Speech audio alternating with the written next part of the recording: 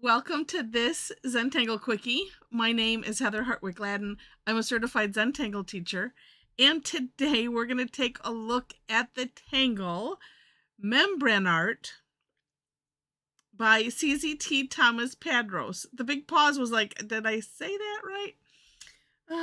Maybe it's supposed to be like Membranart. Okay. Tomato, maybe. Oh, and it's a little past the time of this recording, but we just had fun with this at our Tough Tangle Tuesday. I mean, technically, the time of this recording, it's Wednesday, but it's still today in my mind. But we had fun with this one. It's not as hard after playing with it with a different set of brains than the first time I tried it a long time ago. Yeah, it's not as bad as what bad meaning, difficult. Anyway, let's just get right to it. All right. Now, before I get right to it, there are a couple ways that you can attack this one. Number one is the way the step out initially is laid out with big, I call them C-ish shape curve lines going around the perimeter of where, of the section that you're filling in. Okay. Or, and I like the or part better, is you could start off with the orbs in the middle of wherever you want this and then put the big C-ish type shapes around. I personally found that to work better, but I wanted to say that so that way you can play with it and see which works best for you. So I'm going to start, let's see, just different shapes. And again, and then I think I find it easier to do this and be, somewhat random-ish, and then have the C shapes meet up to it versus, and I think that is maybe what hung me up before. Was putting these big shapes to begin with, and then just I don't know. That's in my mind. That's my excuse. I'm sticking to it. All right. So once you're happy with however many you have, and know that you can add some later if you wish. Actually, I might even just add one right here. Okay. So then, like I said, around the perimeter, and we're just going to go right to the edge here, and these C-shaped curve lines,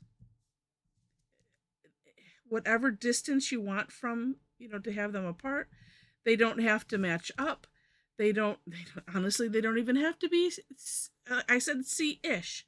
So they can be however you wish them to be. All right. I'm going to, I guess I'm sort of making them uniform after saying, yeah, you don't have to do that. Well, you don't. And I will show you my the fun that I had with it here in a moment. Okay, I like it, and that's it. Now that is doing it singly, and before I go further, I know because one of the gals on our call today said she found it a lot easier to do the shading here and then move on. And so there's a number of ways you can move on with this. And no, I'm just going to go ahead and do the shading because whatever I decide I want to fill in, I can fill in. But let's do these. We'll do these orbs first. And what's neat is, and I just had an idea, so I might just use it. As you can see, I'm just doing part of these. Let's use this Tortillion. Yes, I got some of these little teeny ones, and I'm not necessarily pleased with them. They get. I had a couple that were fine, but they got real floppy on the tip, and it defeated the purpose for me of having something small because I want it to stay like this, where you have this nice little tip. That's what I intended. Yeah, and see, so one of the things you can do, I mean, you can shade it. You can fill the background in with tangles. If you take a look at the For More Inspiration links, and there's more than one, um, for Thomas especially, because one goes to his Instagram, and I put that one in particular. The other one, he has other links on the Instagram that match what's on Tangle Patterns. So I figure I put the Tangle Patterns link, look through those, especially keep scrolling down so you can see all of the different ideas with this. But one of them being you could fill it in. And I'm thinking I might just do shading. Because on my other one I filled in, and then one I just had lots of crazy fun. But I'm just thinking, yeah, that way we can see and explore that. And I don't know why I'm thinking, well, let's just see if we'll just see. I want to do the inside and then the outside opposite of where I did the inside. I was going to use what's left of my Tortillion. This I kind of want it, I think I want it to be light.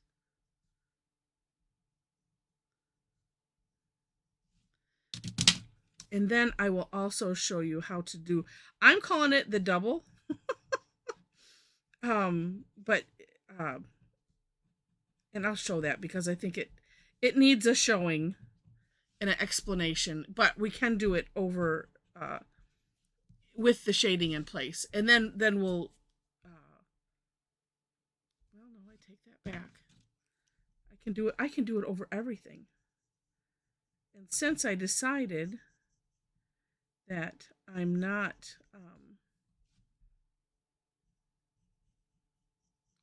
that I'm not going to fill in with the pen, I might as well. And this, I think I'm just going to do sort of kind of all the way around.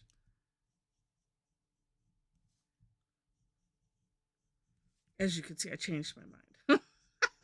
I was just going to do like one side and stick with it, but for the orbs, I think that's good. Okay.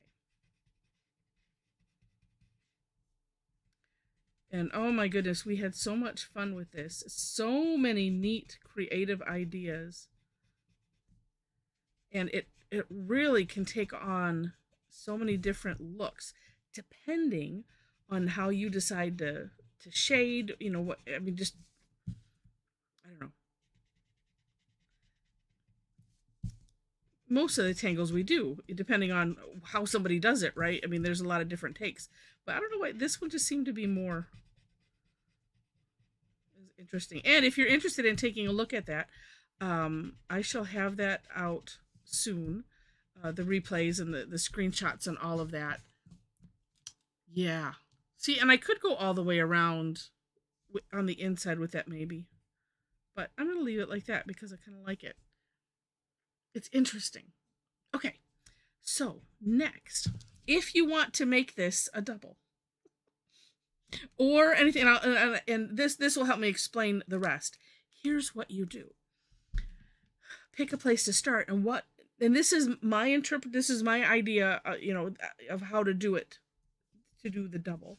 Oops, and I just need to fix that really quick right here. Okay. So the way I tackled it was to think, well, I'm going to similarly do this, right? Similarly, but make them a lot bigger.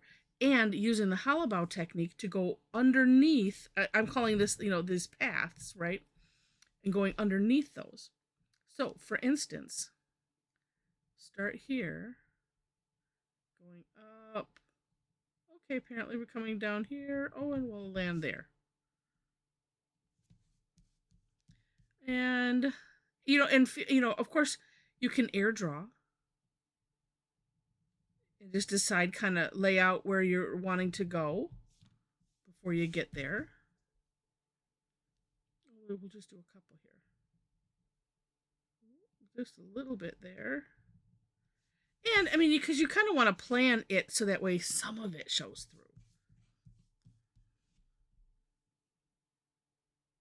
Oh, and you know what? I will have to fill these in because I don't know if it's going to make sense otherwise. Let's see. We'll do one right here because I want to get something in that. There we go. 2. Do I have anything in that one? No, that's just my regular. I mean, you could do a regular orb. I don't know if I'm going to do that because I don't know that I have. Oh, wait, right. Oh, let's see. Oh, I could do one right here.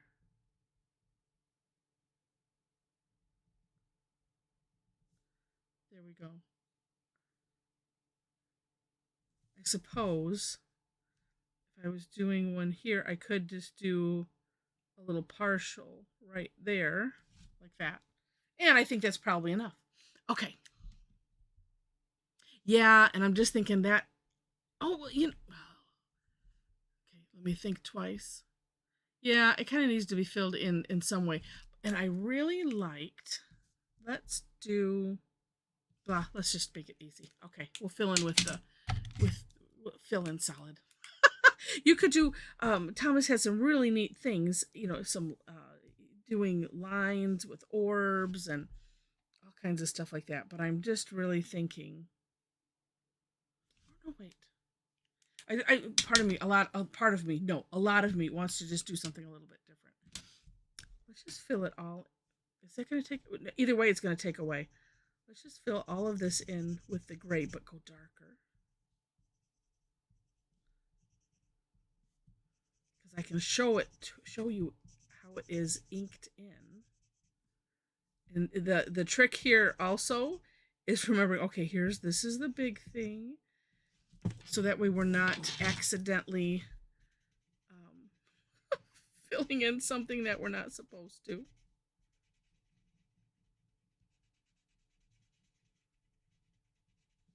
And too many times I think it's really neat to fill in with the graphite, and I just don't do it enough because it's like we just use the graphite for shading, but having a nice fill in instead of and see, that looks neat.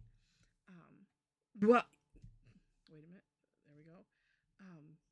Instead of always just using it for the other, but I'm just occurring to me, probably could still go darker in some places and still create, somewhat of a gradient in things.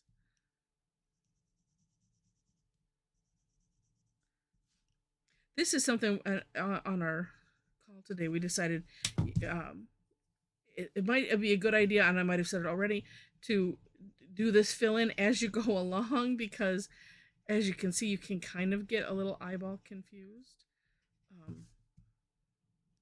Just because all of a sudden it's like, oh, there's all these lines. And sometimes, like I said, better to go along and do it as you go versus waiting till the end. All right, now this is shading. This is shading. But we do have our little secret weapon trick, if I have it right. It was right here. It is right in front of me. With the colorless blender,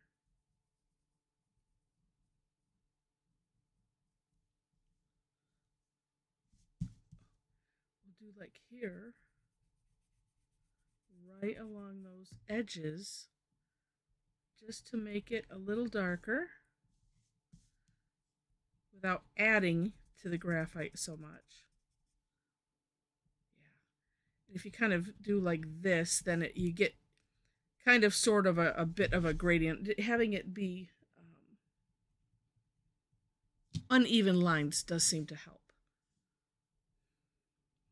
In this way, we're kind of emphasizing that all of this is underneath those initial lines. Yeah. Oops. Not necessarily there.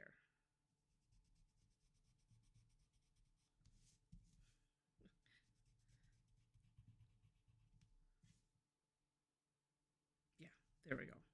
Yeah, and so now it's just like, okay, remembering, okay, no, let's do it underneath the initial lines, like I said, and that makes a lot more sense to have it darker around those edges, so it pops that first part up.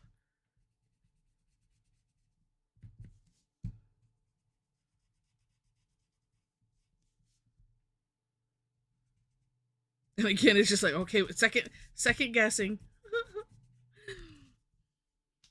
Yeah, like that. Okay, and then here too. Could probably go a little bit more, but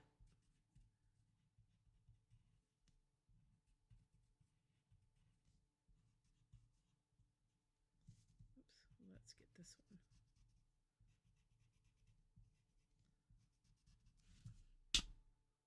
one. Fun. And it did. It popped this part right up off the top. So neat. So neat. All right. So like I said, that is one way. Here is so neat. This is one I did. So the AM one, and I finished. Well, it's mostly finished. I have some other things that I'm playing with on it, but including some of the shading. Yeah. So my initial thought was to have these kind of just escape out into the border. That was my initial thought, and then I decided to make them go into Acme holes, and it still looks neat. Yeah, I still have a little bit of shading and some other fun things that I'm playing with on it, but you can see how just having it solid has a really, really neat effect. The background I did in this blue, so that's what you don't see the black lines and filled in. I did it with the blue and then decided to fill in with the blue. And it's just like I said, it's a neat effect. Then this is a prep tile, and I used a sparkle. What is it? This, yeah, sparkle pop pen, and you can these are the ones that change color on light, so you can kind of see the yellow here, and it's green in the dark. Here's my pen. Yeah, because these ones, it's whatever this color is the light, and then when you're on a dark surface, it's the bottom color, or the whatever you call that, the grippy thing. But Crazy Pop Pens by Pentel, really neat. They have sparkle pop ones as well that change color versus light versus dark. But these, I like the combinations of these better. But anyway, so this one, I just did it single, and decided to have a string just weave in and out of it. And what's neat, and especially using like the sparkle pop pen, something that will go over dark. So the Jelly Roll Moonlight series that works on dark paper, because then, and what I did was I hollowed out everything, and then went back afterwards and decided what I wanted to go over and under. And that's one way to attack something like that. But I did it on a prep tile just because I thought it would be fun, and to have all those colors back there. And yeah, so just another way to have fun with this. All right, so I hope you enjoyed this. If you did, please click on the like button. And if you liked it enough to see more, would love to have you be a subscriber to the channel. In the description section, I mentioned that you'll find links to the step outs. Below that is my Linktree link. So if you would like to connect, if you would like to have, this is a free class. This is the third Tuesday of every month. And we call it Tough Tangle Tuesday. It's free. It's 1 hour. And I pick a tangle that's just has some way, shape, or form is just a little bit tougher than most. And we explore it. We work to figure it out and have as much fun with it as we can in an hour. Most of us end up with homework. So, but yeah, come and join us. And if you wish to, in my Linktree, there are a couple places that you'll see. It says, like for classes, click here, because there's a couple places that I post outside of Facebook. I do have these listed on my website, but if you go to one of the places I listed, or Facebook, and follow my page on Facebook, or if you want to really, kick your tangling up a notch and join our Tangle Addicts community group, you can. That link is there also, and we have so much fun. That there are 4 questions that you have to answer in order to gain entry, just so that we are aware. But any of those, and then you get reminders, and you can, register for it, click that you're going, whatever, that causes you to get a reminder. And also it shows in your time zone, so you don't have to calculate from Eastern Standard or Daylight Time Standlight. I combine those words. So whatever ends up working. But I just want to make you aware of that. We would love to have you. It's so much fun. And let's see, I think this morning on the AM session, I know I had more. I have to look at the numbers. I had more people showing their work than ever, and it was so thrilling. And the more the merrier. Come and, like I said, come and have fun with us. What else is on that link tree? Oh, just other information, ways to connect and stuff like that. So I think I've hit the highlights. And you'll see all of the other classes. I do, like I said, this is free. I have one called Tangle Time. Those are on Thursdays, also free. But then I do have the other Tuesdays of the month are classes that have a fee. And if you go to the classes link on my website, you'll see the next one up. And, well, actually the next couple that I have coming up. And then you can decide. And if you end up really, really liking me and really like the offerings, I do have like a subscription club. I call it the Tangle Addicts Membership Club. Where it's, a subscription. It's $35 a month at the moment. And I don't know that it will ever go higher than that, because unless I end up with a lot more free time, or not, it's not even free time, or that I can make more time to do classes. I don't know. And I don't know how if the community would well, I don't know. I haven't asked them. If I had another day that I could put a class on, would you go? But anyway, that's the way it is for now. It's all inclusive for all of the online classes that I do, and it's just really neat. Information is there. All right, so with that, thank you so much for watching, and I wish you happy tangling.